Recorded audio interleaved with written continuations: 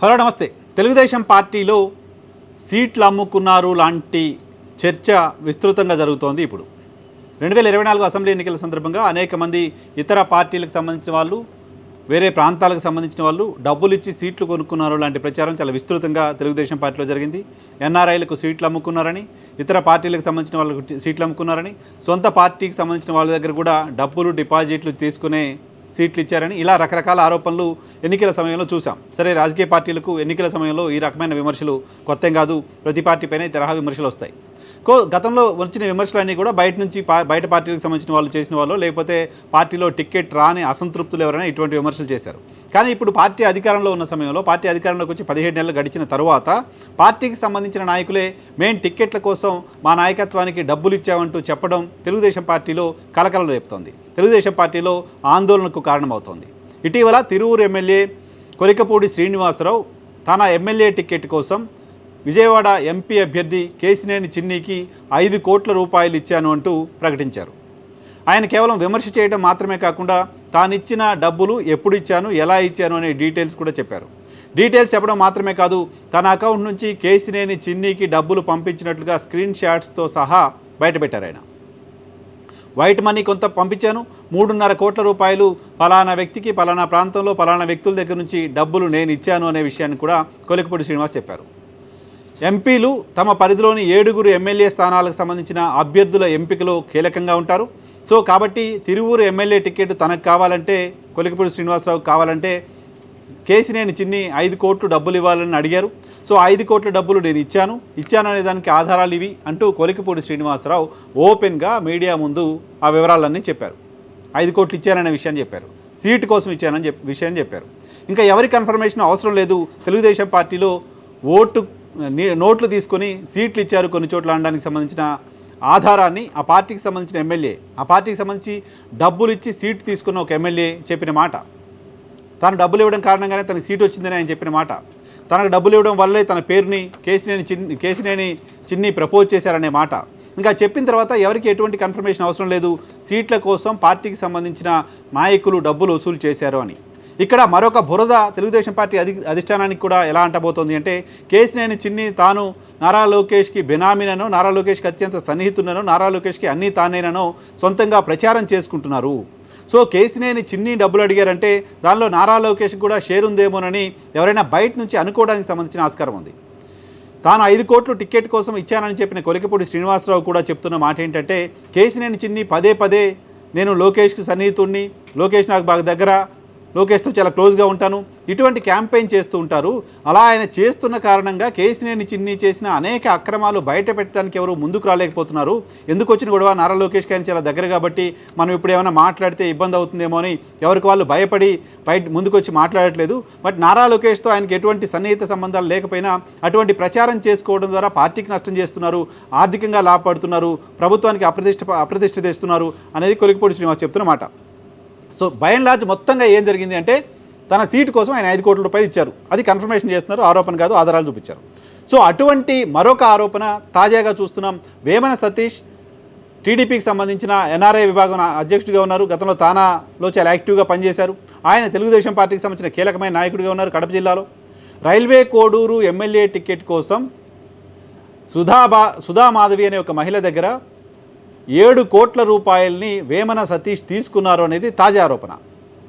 Sudhamadhavi press conference పెట్టి అఫీషియల్గా తాను డబ్బులు ఇస్తున్న వీడియోలు, ఆ డబ్బులతో వేమన సతీష్ కొనుగోలు చేస్తున్న ఆస్తుల వివరాలు, ఏ డబ్బులు ఎక్కడ ఎవరికి ఇచ్చారనే దానికి సంబంధించిన డీటెయిల్స్ అవన్నీ కూడా ఆమె ఈరోజు విలేకరుల సమావేశంలో బయటపెట్టారు. 7 కోట్ల రూపాయలు తన దగ్గర నుంచి తీసుకున్నారు సతీష్ టికెట్ ఇప్పిస్తానని, కానీ తనకు టికెట్ ఇప్పించలేదు.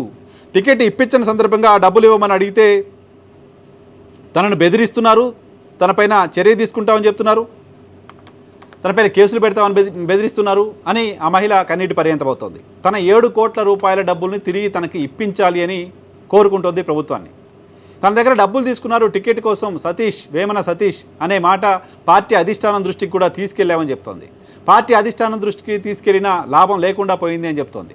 వేమన సతీష్ తెలుగుదేశం పార్టీకి సంబంధించిన కీలకమైన నాయకులకు అత్యంత దగ్గరవాడిగా ఉన్నారు. సో ఆయన చెప్తే అక్కడ రైల్వే కోడ్ టికెట్ వస్తుందనే ప్రచారం చాలా విస్తృతంగా ఆ సమయంలో ఆ ప్రాంతంలో జరిగింది. ఈ నేపథ్యంలో వేమన సతీష్ని ప్రసన్నం చేసుకొని వేమన సతీష్ ద్వారా తెలుగుదేశం పార్టీ అధిష్టానాన్ని ఒప్పించి టికెట్ తెచ్చుకోవచ్చు అని సుధామాధవి భావించింది. ఈ నేపథ్యంలోనే తమకు సంబంధించిన ఆస్తులను అమ్మి మరీ డబ్బులు మొబలైజ్ చేసి వేమన సతీష్కి అప్పగించారు. వేమన సతీష్ ఆ డబ్బులు పార్టీ అధిష్టానానికి ఇచ్చారా లేకపోతే తనే వాడుకున్నారా తెలీదు. సుధామాధవి చెప్తున్న దాని ప్రకారం వేమన సతీష్ ఆ డబ్బులతో ఆస్తులు కొనుగోలు చేశారు. మేము ఆయనకి డబ్బులు ఇచ్చిన డేటు, ఆ తర్వాత ఆయన కొత్తగా కొన్న ప్రాపర్టీస్ రిజిస్ట్రేషన్ చేసిన డేటు చూస్తే అర్థమవుతుంది మా దగ్గర తీసుకున్న డబ్బులతోటి అవి కొన్నారని. ఆర్ఎల్సీ డబ్బులు తీసిపోయి పార్టీ అధిష్టానానికి ఇచ్చారా? పోనీ పార్టీ అధిష్టానానికి ఇస్తే మాకు టికెట్ ఎందుకు ఇవ్వలేదు? పార్టీ అధిష్టానానికి ఇచ్చి మమ్మల్ని మోసం చేస్తే ఇప్పుడు పార్టీ అధిష్టానం దగ్గర నుంచి ఆ డబ్బులు మాకు ఇప్పించవచ్చు కదా. ఇవేమీ చేయకుండా మేము ఆ డబ్బులు అడుగుతున్న సందర్భంగా మమ్మల్ని బెదిరిస్తున్నారు, మా మీద కేసులు పెడతామంటున్నారు, మమ్మల్ని వేధిస్తున్నారు అంటూ సుధామాధవి ఓపెన్గా మీడియాతో మాట్లాడుతున్నారు.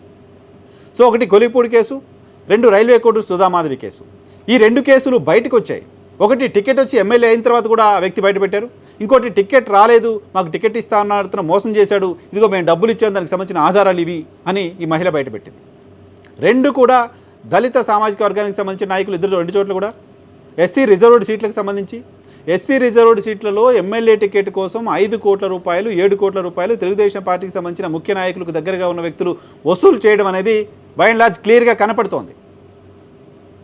సో తెలుగుదేశం పార్టీలో గడిచిన ఎన్నికల సందర్భంగా నోటుకి సీట్లు అమ్ముకున్నారనో, నోటు ఉంటేనే సీట్లు ఇచ్చారనో, నోట్లు తీసుకొని సీట్లు ఇచ్చారనో విమర్శ వస్తే తెలుగుదేశం పార్టీ దగ్గర నుంచి ఆన్సర్ ఏంటో కనపడట్లా. 2 బయటకు వచ్చాయి, మిగతా ఇంకా ఎన్ని వస్తాయో తెలీదు. ఈ వ్యక్తులు నేరుగా వచ్చి ప్రభుత్వానికి వ్యతిరేకంగా కాకపోయినా ఆ దగ్గర నుంచి డబ్బులు తీసుకున్న వాళ్ళు వీళ్ళు అని ఓపెన్గా చెప్తున్నారు అంటే తెలుగుదేశం పార్టీ వీటిని సర్దుకోకపోతే, తెలుగుదేశం పార్టీ ఇటువంటి నాయకులను చుట్టుపక్కన పెట్టుకుని రాజకీయం చేయాలనుకుంటే, తెలుగుదేశం పార్టీ ఇటువంటి నాయకులతో నిజంగానే పార్టీ అధిష్టానం ఇటువంటి నాయకులను పక్కన పెట్టుకుని డబ్బులు వసూలు చేస్తుందో లేదో తెలియదు. కానీ ఇటువంటి నాయకుల్ని పక్కన పెట్టుకోవడం వల్ల, ఇటువంటి నాయకుల్ని ఇంకా పార్టీలో కంటిన్యూ చేయించడం వల్ల ఇటువంటి నాయకుల వసూళ్లకు సంబంధించిన కాన్సిక్వెన్సెస్ని పార్టీ అధిష్టానం పార్టీ భరించాల్సి వస్తుంది. సో అలా పార్టీ ఇంకా భరిస్తుంది అంటే అర్థమేంటి? ఇటువంటి వాళ్ళపైన చర్యలు తీసుకోకుండా పార్టీ ఇంకా దాన్ని నాంచే ప్రయత్నం చేస్తుందంటే అర్థమేంటి? కొలికపూడి శ్రీనివాస్ ఇష్యూలో కేసినేని చిన్ని మంచోడు, కొలికపూడి శ్రీనివాస్ చెడ్డోడు, కొలికపూడి శ్రీనివాస్ పైన పార్టీ అధిష్టానం చంద్రబాబు ఆగ్రహంగా ఉన్నాడు లాంటి లీకులు అప్పుడే తెలుగుదేశం పార్టీ మీడియాలో ప్రారంభమయ్యాయి. ఏ వ్యక్తి అయితే నేను డబ్బులు ఇచ్చానని ఆరోపణ చేశాడో ఆ వ్యక్తిని విలన్గా చూపించే ప్రయత్నం తెలుగుదేశం పార్టీ మీడియా చేస్తుందంటే తెలుగుదేశం పార్టీ అధిష్టానం మూడు కూడా అదేనన్న విషయం అర్థమవుతోంది. సేమ్ టైం ఇక్కడ సుధామాధవికి సంబంధించిన అంశంలో కూడా వేమన సతీష్ పైన చర్యలు తీసుకోవాలి అధిష్టానం, వేమన సతీష్ పైన చర్యలు తీసుకోవాలి, వేమన సతీష్తో వివరణ ఇప్పించాలి, వేమన సతీష్తో ఆ 7 కోట్ల రూపాయల డబ్బులు వెనక్కి ఇప్పించాలి.